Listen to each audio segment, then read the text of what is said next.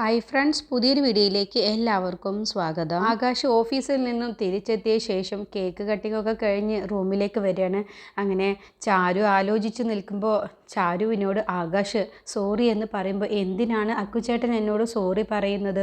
ആകാശ് പറയണം, ഞാൻ ഓഫീസിൽ നിന്നും പെട്ടെന്ന് വരാൻ വേണ്ടി നോക്കിയതാണ്, പക്ഷേ എനിക്ക് പെട്ടെന്നാണ് ഓഫീസിൽ കൂടുതൽ വർക്കുകൾ വന്നത്, അതുകൊണ്ടാണ് വരാൻ കഴിയാതിരുന്നത്. ഈ ഒന്നും വിചാരിക്കരുത് കാക്കുത്തി എന്ന് പറഞ്ഞപ്പോൾ, എനിക്കറിയാമായിരുന്നു അക്കുചേട്ടൻ ഇന്ന് കൃത്യസമയത്ത് വരാൻ കഴിയില്ല എന്ന്. അതെങ്ങനെ നിനക്കറിയാം? അത് പിന്നെ നമ്മൾ രണ്ടുപേരും ഇന്ന് അമ്പലത്തിലേക്ക് പോയ സമയത്ത് അവിടെ വെച്ച് നിങ്ങളുടെ മേഡത്തിനെ കണ്ടിരുന്നില്ലേ? അപ്പോഴേ എൻ്റെ മനസ്സിലേക്ക് തോന്നി ഇന്നത്തെ ബർത്ത്ഡേ ആഘോഷം എന്തായാലും നടക്കില്ല എന്ന്. അപ്പോൾ ആകാശം ഒന്നും മിണ്ടാതെ അങ്ങ് പോവാൻ നിൽക്കുമ്പോൾ ചാരു വീണ്ടും, അക്കുചേട്ടാ എനിക്കൊരു കാര്യം കൂടി ചോദിക്കാനുണ്ട്. നിങ്ങളുടെ ബർത്ത്ഡേ ആണ് ഇന്ന് എന്നുള്ളത് എങ്ങനെയാണ് ആ മേഡത്തിന് അറിയാം? അത് കേട്ടപ്പോൾ ആകാശം മനസ്സിൽ ചിന്തിക്കുകയാണ്, ചാരുവിന് എന്തോ സംശയമുള്ളത് പോലെയുണ്ടല്ലോ, എങ്ങനെ ഇപ്പോൾ ഇതിൽ നിന്നും രക്ഷപ്പെടും? അപ്പോൾ ചാരു ചോദിക്കുകയാണ്, എന്താ അക്കുചേട്ടൻ ആലോചിക്കുന്നത്? ഒന്നുമില്ല.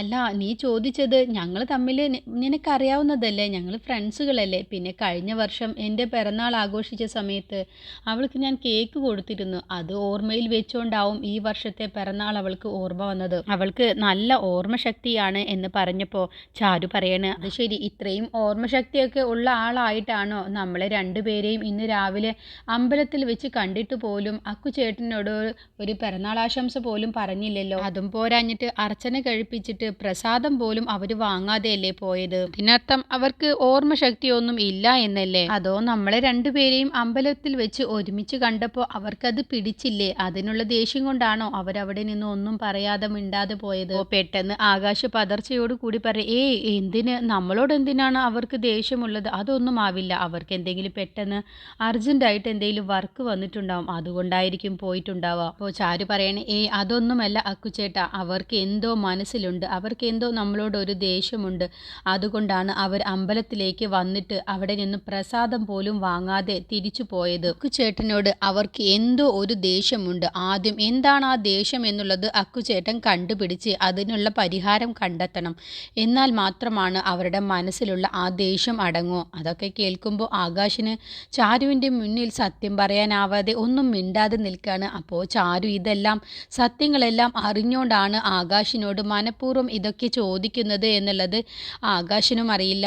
ചാരു ഒന്നും പറയാതെ അങ്ങ് റൂമിൽ നിന്ന് അങ്ങ് പോവുകയാണ് കേട്ടോ. എന്നിട്ട് ആകാശാണെങ്കിൽ ചാരുവിൻ്റെ ആ ചോദ്യത്തിൻ്റെ മുന്നിൽ എങ്ങനെ ചാരുവിനോട് സത്യങ്ങളൊക്കെ പറയും എന്നുള്ള വിഷമത്തോടു കൂടി അവിടെ ഇങ്ങനെ ഒരു സങ്കടത്തോടു കൂടി ഇരിക്കുകയാണ് കേട്ടോ. അപ്പോൾ ചാരു ആകാശ് സങ്കടപ്പെട്ടിരിക്കുന്നതൊക്കെ മറഞ്ഞു നിന്ന് കാണുന്നുണ്ട്. എന്നിട്ട് ചാരു സ്വയം മനസ്സിൽ കരുതാണ്, അക്കുചേട്ടാ എന്നോട് ക്ഷമിക്കണം, സോറി അക്കുചേട്ടാ, ഞാൻ മനഃപൂർവ്വം തന്നെയാണ് അക്കുചേട്ടനോട് ഇങ്ങനെയൊക്കെ ചോദിച്ചത്. അക്കുചേട്ടൻ എന്നോട് സത്യം പറയും എന്ന് കരുതിയിട്ടല്ല, പക്ഷേ ശ്രേയയുടെയും അക്കുചേട്ടൻ്റെയും പ്രശ്നം പരിഹരിക്കാൻ വേണ്ടിയിട്ടാണ്. ഇന്ന് അക്കുചേട്ടൻ്റെ പിറന്നാൾ ദിവസം അക്കുചേട്ടന് നല്ലൊരു സമ്മാനം തന്നെ തരാനാണ് ഞാൻ മനസ്സിൽ തീരുമാനിച്ചത്. അക്കുചേട്ടൻ ആശിച്ച ജീവിതം തരാനാണ് ഞാൻ ഇന്ന് തീരുമാനിച്ചിരുന്നത്. പക്ഷേ ഈ മഹാഭാവിക്ക് അതിനുള്ള യോഗമുണ്ടായില്ല. ഇന്നത്തെ ദിവസം ശ്രേയയെ ഞാൻ ഇവിടേക്ക് വിളിച്ചതാണ്. ശ്രേയ ഇവിടേക്ക് വരികയും ചെയ്തില്ല, അക്കുചേട്ടനെ ഇവിടേക്ക് വരാതെ തടയുകയും ചെയ്തു. നമ്മുടെ 3 പേരുടെയും ജീവിതത്തിലെ ഈ പ്രശ്നത്തിന് ഇന്നൊരു പരിഹാരം കാണാമെന്നാണ് ഞാൻ കരുതിയത്. പക്ഷേ വിധി അത് തടുത്തു. പക്ഷേ അക്കുചേട്ട, ഞാനൊന്ന് തീരുമാനിച്ചിട്ടുണ്ട്, ഈ പ്രശ്നത്തിന് ഞാനൊരു പരിഹാരം ഉറപ്പായും കണ്ടിരിക്കും എന്ന് മനസ്സിൽ ചിന്തിച്ചുകൊണ്ടാണ് ചാരു അവിടെ നിന്ന് പോകുന്നത്. അങ്ങനെ പിറ്റേ ദിവസം രാവിലെ ഓഫീസിലെത്തിയ ശേഷം ആകാശ് ഇങ്ങനെ ടെൻഷനായിട്ട് ഇരിക്കുകയാണ്. ആ സമയത്താണ് ശ്രേയ അവിടേക്ക് വരുന്നത്. എന്നിട്ട് ആകാശിനെ അങ്ങനെ ദേഷ്യത്തിൽ ശ്രേയ നോക്കിയിട്ടാണ് നേരെ റൂമിലേക്ക് പോകുന്നത്. എന്നിട്ട് ഒരു ഫയൽ എടുത്ത് ഓപ്പൺ ആക്കുകയാണ്. അപ്പോൾ അതിൽ ഒരുപാട് തെറ്റുകൾ കാണുന്ന സമയത്ത് പിയൂണിനോട് പറയാണ്, ആ സൗമ്യയോട് ഇവിടേക്ക് വരാൻ വേണ്ടി പറ എന്ന് പറയട്ടോ. അങ്ങനെ സൗമ്യയെ പിയൂണ് വന്ന് വിളിക്കുകയാണ്, മാഡം വിളിക്കുന്നുണ്ട് എന്ന് പറഞ്ഞ്. അങ്ങനെ സൗമ്യ ശ്രേയയുടെ അടുത്തേക്ക് ചെന്ന സമയത്ത് സൗമ്യയോട് അങ്ങ് ദേഷ്യപ്പെടുകയാണ്, നീ എന്തിനാണ് ഇവിടേക്ക് രാവിലെ കെട്ടിയൊരുങ്ങി വരുന്നത്? മാസം മാസം കൃത്യമായിട്ട് ശമ്പളം കിട്ടുന്നുണ്ടല്ലോ, എന്നിട്ട് നീ എന്താണ് ഇങ്ങനെയൊക്കെ ജോലി ചെയ്ത് വെച്ചിരിക്കുന്നത്? ഇത് മുഴുവനും തെറ്റാണ്. ഫയൽ മുഴുവനും എനിക്ക് ശരിയാക്കിയിട്ട് പെട്ടെന്ന് തന്നെ എൻ്റെ ടേബിളിൽ എത്തിയിരിക്കണം. ഇത് നിങ്ങൾക്ക് തരുന്ന ലാസ്റ്റ് വാർണിംഗ് ആണ്. അല്ല എന്നുണ്ടെങ്കിൽ എങ്കിൽ ഇനി ഇതുപോലെ ഒരു തെറ്റ് ഞാൻ കണ്ടിട്ടുണ്ടെങ്കിൽ നിനക്ക് സസ്പെൻഷൻ ഓർഡർ ആവും ഞാൻ തരിക, പിന്നെ വീട്ടിൽ പോയി ഇരിക്കേണ്ടി വരും എന്ന് പറയാണ്. അങ്ങനെ സൗമ്യ കരഞ്ഞുകൊണ്ടാണ് കേട്ടോ സൗമ്യയുടെ സീറ്റിലേക്ക് വരുന്നത്. അപ്പോൾ അവിടുത്തെ മറ്റ് സ്റ്റാഫുകൾ എല്ലാവരും തന്നെ സൗമ്യയെ നോക്കുകയാണ്.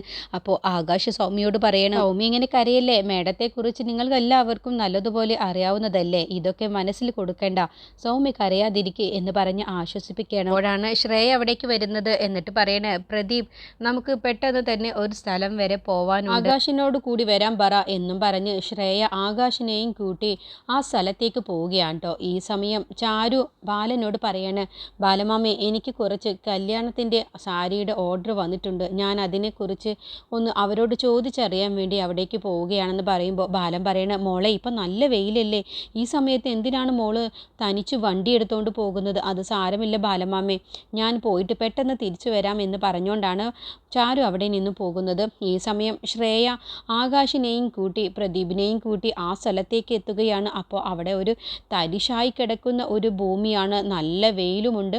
എന്നിട്ട് ആകാശിനോട് പറയാണ്, ഇവിടെ സ്ഥലത്തെക്കുറിച്ച് നല്ലതുപോലെ മനസ്സിലാക്കിയ ശേഷം ഇവിടെ ഏത് ഭാഗത്തുകൂടെയാണ് ഡ്രെയിനേജ് ഉണ്ടാക്കേണ്ടത് എന്നുള്ളത് നിങ്ങൾ നല്ലതുപോലെ പരിശോധിക്കണം, അത് ധൃതിയിൽ ഉടായ്പോട് കൂടിയിട്ടൊന്നും നിങ്ങൾ പരിശോധിക്കേണ്ട, നല്ലതുപോലെ സാവകാശത്തിൽ ഇവിടത്തെ കുറിച്ച് മൊത്തത്തിൽ മനസ്സിലാക്കിയതിൻ്റെ ശേഷം മാത്രം മതി ഇവിടുത്തെ അളവെടുക്കലും കാര്യങ്ങളൊക്കെ ചെയ്യേണ്ടത് എന്ന് പറഞ്ഞിട്ടാണ് ശ്രേയ മനഃപൂർവ്വം ആകാശിനെ തനിച്ചാക്കി പ്രദീപിനെയും കൂട്ടി മറ്റൊരു ഭാഗത്തേക്ക് പോവുകയാണ്. ഞങ്ങൾക്ക് മറ്റൊരു ഭാഗം കൂടി നോക്കാനുണ്ട്, അതുവരെ നിങ്ങൾ ഇവിടെ നിന്ന് എല്ലാ കാര്യങ്ങളും മനസ്സിലാക്കണം എന്ന് പറഞ്ഞുകൊണ്ടാണ് ശ്രേയ അവിടെ നിന്ന് പോകുന്നത്. അപ്പോൾ ആകാശിനിട്ട് നല്ലൊരു പണി കൊടുക്കുകയാണ് ശ്രേയ. അവിടെയാണെങ്കിലും തണലായിട്ട് ഒരു വൃക്ഷം പോലും ഇല്ല, അങ്ങനെയുള്ള ഒരു ഭൂമിയിലേക്കാണ്, തരിശായി കിടക്കുന്ന ഒരു ഭൂമിയിലേക്കാണ് ശ്രേയ മനഃപൂർവ്വം ആകാശിനെയും കൂട്ടി ആ നട്ടുച്ച സമയത്ത് വന്നിരിക്കുന്നത്. അങ്ങനെ ആകാശിന് ശ്രേയ പക തീർക്കുകയാണെന്നുള്ള കാര്യം മനസ്സിലാകുന്നുണ്ട്. പക്ഷേ ആകാശ് തോറ്റു കൊടുക്കാതെ അവിടുത്തെ സ്ഥലത്തിൻ്റെ കണക്കെടുപ്പുകളും കാര്യങ്ങളൊക്കെ അളന്ന് തിട്ടപ്പെടുത്തുകയാണ്. ഈ സമയം ശ്രേയ ആകാശിനെ മനഃപൂർവ്വം ആക്കിയ ശേഷം മറ്റൊരു ഭാഗത്തേക്ക് കൂടി ഞങ്ങൾക്ക് നോക്കാൻ പോകാനുണ്ട് എന്ന് പറഞ്ഞ് പ്രദീപിനെയും കൂട്ടി പോവുകയാണ്. പക്ഷേ ശ്രേയ കള്ളം പറഞ്ഞിട്ടാണ് പോകുന്നത്. എന്നിട്ട് ആകാശ് ആ നട്ടുച്ച വെയിലത്ത് അവിടെ കിടന്ന് വെയിൽ കൊണ്ട് ബുദ്ധിമുട്ടണം എന്നുള്ള ഉദ്ദേശത്തോടു കൂടി തന്നെയാണ് ശ്രേയ ആകാശിനോട് ആ ചതി ചെയ്തിട്ട് പോകുന്നത്. അങ്ങനെ ആകാശാണെങ്കിൽ വിട്ടുകൊടുക്കാതെ അവിടുത്തെ പണികളെല്ലാം തനിച്ച് തന്നെ എല്ലാം ഭംഗിയായിട്ട് തീർക്കുകയാണ് കേട്ടോ. എന്നിട്ട് അത് തീർത്ത ശേഷം ആകാശ് വിളിക്കുന്നുണ്ട്, പ്രദീപിൻ്റെ ഫോണിലേക്ക് വിളിക്കുകയാണ്. അപ്പോൾ ശ്രേയ ചോദിക്കുകയാണ്, ആരാണ് വിളിക്കുന്നത് എന്ന് ചോദിക്കുമ്പോൾ ആകാശ് സാറാണ് വിളിക്കുന്നത്. അപ്പോൾ 5 മിനിറ്റിനുള്ളിൽ അവിടേക്ക് തിരിച്ചു വരാം എന്ന് പറ, അവിടെ വെയിറ്റ് ചെയ്യാൻ വേണ്ടി പറ എന്ന് പറഞ്ഞാണ്. അങ്ങനെ പ്രദീപ് അതുപോലെ തന്നെ പറഞ്ഞിട്ടാണ് ഫോൺ വെക്കുന്നത്. ഈ സമയം ചാരു ആണെങ്കിലോ സാരിക്കുള്ള ഓർഡറൊക്കെ കൊടുത്ത ശേഷം തിരിച്ചു വരികയാണ്. അപ്പോഴാണ് ചാരു ആകാശ് അവിടെ തനിച്ചു നിൽക്കുന്നത് കാണുന്നത്. അങ്ങനെ പെട്ടെന്ന് വെപ്രാളം പിടിച്ചുകൊണ്ട് ചാരു ആകാശിൻ്റെ അടുത്തേക്ക് ഓടി ചെല്ലുകയാണ്. എന്താ അക്കുചേട്ടൻ ഇവിടെ തനിച്ച് നിൽക്കുന്നത്, അതും ഈ വെയിലത്ത്, ഈ പൊരി വെയിലത്ത് എന്താ ഇവിടെ നിൽക്കുന്നത് എന്ന് ചോദിക്കുമ്പോൾ ആകാശ് പറയണത്, അത് ഞങ്ങളിവിടെ ഒരു ഇൻസ്പെക്ഷന് വേണ്ടി വന്നതാണ്, അവരിവിടെ എന്നെ ഇറക്കി വിട്ട ശേഷം മറ്റൊരു ഭാഗത്തേക്ക് ലൊക്കേഷൻ നോക്കാൻ വേണ്ടി പോയിരിക്കുകയാണ് എന്ന് പറയട്ടോ. അല്ല കാക്കോത്തി, നീ എന്താ ഈ നട്ടുച്ചയ്ക്ക് എവിടെ പോയി വരികയാണെന്ന് ചോദിക്കും. എനിക്ക് കല്യാണ സാരിയുടെ ഓർഡർ ഉണ്ടായിരുന്നു, അതിൻ്റെ ഓർഡർ കൊടുക്കാൻ വേണ്ടിയിട്ട് പോയതാണ്. അല്ല എന്നിട്ട് അവരെന്താ കാണാത്തത്, അവരെന്താ വരാത്തത് എന്ന് ചോദിക്കുമ്പോൾ ഞാൻ അവർക്ക് ഫോൺ ചെയ്തിരുന്നു, 5 മിനിറ്റിനുള്ളിൽ ഇവിടേക്ക് വരാമെന്നാണ് പറഞ്ഞിട്ടുള്ളത്, പക്ഷേ ഇതുവരെ അവരെ കാണുന്നില്ലല്ലോ, ഇങ്ങനെ ഈ വെയിലത്ത്, ഈ പൊരി വെയിലത്ത് ചേട്ടൻ ഈ വെയിൽ കൊണ്ട് നിന്നാൽ അക്കുചേട്ടന് എന്തെങ്കിലും പറ്റുമല്ലോ, ഒരു കാര്യം ചെയ്യാം, അക്കുചേട്ടൻ എൻ്റെ കൂടെ വാ, നമുക്ക് വണ്ടിയിൽ പോയിട്ട് ഓഫീസിൽ പോയി ഇറങ്ങാം, അതാണ് നല്ലത്, ഞാൻ കൊണ്ടുപോയി ഡ്രോപ്പ് ചെയ്യാം എന്ന് പറയുമ്പോൾ അത് വേണ്ട കാക്കോത്തി, ഇനിയിപ്പോൾ ഇവിടെ എന്നോട് കാത്തു നിൽക്കാൻ വേണ്ടി പറഞ്ഞതല്ലേ, ഇനി മറ്റേതെങ്കിലും ഭാഗത്തേക്ക് പോകുന്നുണ്ടോ എന്ന് അറിയില്ലല്ലോ, നീ പൊയ്ക്കോ. അത് വേണ്ട അക്കുചേട്ടാ, എനിക്ക് അക്കുചേട്ടൻ ഇങ്ങനെ തനിച്ച് നിർത്തി പോവാൻ കഴിയുന്നില്ല, ഒരു കാര്യം ചെയ്യാം, അക്കുചേട്ടന് ഓഫീസിലെ സ്റ്റാഫിനെ വിളിക്കുക, എന്നിട്ട് അവരോട് ചോദിക്കുക, നിങ്ങളിപ്പോൾ പെട്ടെന്ന് വരുമോ അതോ ഞാൻ ഓഫീസിലേക്ക് പോവട്ടെ എന്ന് ചോദിച്ചു നോക്ക്, എന്നിട്ട് നമുക്ക് തീരുമാനമെടുക്കാം എന്ന് പറയണം. അങ്ങനെ ആകാശ് പ്രദീപിൻ്റെ ഫോണിലേക്ക് വീണ്ടും വിളിക്കാൻ കേട്ടോ. ആ സമയത്ത് ശ്രേയ ചോദിക്കുകയാണ്, ആരാണ് വിളിക്കുന്നത്, ആകാശാണോ, അതെ മേഡം ആകാശ് സാറാണ് എന്ന് പറയുമ്പോൾ, എങ്കിൽ ഫോൺ എടുക്കേണ്ട, അവിടെ നിൽക്കട്ടെ കുറച്ചു നേരം, നമ്മളിപ്പോൾ 5 മിനിറ്റ് കഴിഞ്ഞ് വരുമെന്ന് പറഞ്ഞതല്ലേ, പിന്നെ എന്തിനാണാവോ ഇങ്ങനെ തുടരെ വിളിക്കുന്നത്, ഫോൺ എടുക്കണ്ട എന്ന് ശ്രേയ പറയണേ. അങ്ങനെ ചാരു ചോദിക്കാൻ, എന്താണ് അക്കുചേട്ടാ ഫോൺ എടുക്കുന്നില്ല, ഇല്ല ഫോൺ എടുക്കുന്നില്ല, നീ പൊയ്ക്കോ എന്ന് പറയുമ്പോൾ, അത് വേണ്ട അക്കുചേട്ടന് ഒരു കാര്യം ചെയ്യുക, അവരിനി വിളിക്കുകയാണെങ്കിൽ തന്നെ എവിടെയാണെങ്കിലും നമുക്ക് അവിടേക്ക് പോയാൽ മതിയല്ലോ, അക്കുചേട്ടൻ ഇവിടെ തനിച്ച് വിട്ട് പോവാൻ എനിക്ക് കഴിയില്ല, ഈ വെയിലത്ത്, ഈ പൊരി വെയിലത്ത് അക്കുചേട്ടൻ ഇങ്ങനെ നിന്ന് കഴിഞ്ഞാൽ അക്കുചേട്ടൻ കുറച്ച് കഴിഞ്ഞാൽ തല കറങ്ങി വീഴും. അതുകൊണ്ട് ഞാൻ അക്കുചേട്ടനെ ഓഫീസിലേക്ക് കൊണ്ടുപോവാമെന്ന് പറഞ്ഞ് നിർബന്ധിച്ചുകൊണ്ട് ചാരു ആകാശിനെ വണ്ടിയുടെ ബാക്കിലിരുത്തിക്കൊണ്ട് നേരെ ഓഫീസിലേക്ക് പോവുകയാണ്. അപ്പോഴാണ് കുറച്ച് കഴിയുമ്പോഴത്തേക്കും ശ്രേയ അവിടേക്ക് വരുന്നത്. അപ്പോൾ ശ്രേയ ഇങ്ങനെ പോയിക്കൊണ്ടിരിക്കുകയാണ് കാറിൽ. അപ്പോഴാണ് പ്രദീപ് പറയുന്നത്, അത് ആകാശ് സാറല്ലേ എന്ന് പറയട്ടോ. അങ്ങനെ ശ്രേയയുടെ കണ്ണിൽ ചാരുവിനെയും ആകാശിനെയും ഒരുമിച്ച് കാണുകയാണ്. വണ്ടിയുടെ ബാക്കിലിരുത്തി ചാരു ഓഫീസിലേക്ക് പോവുകയാണെന്നുള്ളത് ശ്രേയയ്ക്ക് മനസ്സിലാവാണ്. അങ്ങനെയൊക്കെ ശ്രേയയ്ക്ക് നല്ല ദേഷ്യം വരികയാണ്. ഞാൻ ആ വെയിൽ കൊള്ളിച്ച് നിർത്തിയതാണ് ആകാശിനെ, എന്നിട്ട് അവൾ രക്ഷകയായി വന്നിരിക്കുന്നു, ഇവനിട്ട് നല്ലൊരു പണി കൊടുക്കണം എന്ന് മനസ്സിൽ ചിന്തിച്ചുകൊണ്ടാണ് ശ്രേയ ഇനി ഓഫീസിലേക്ക് ചെല്ലുന്നത്. അങ്ങനെ ഇനി ആകാശിന് മെമ്മോയാണ് കൊടുക്കാൻ പോകുന്നത്.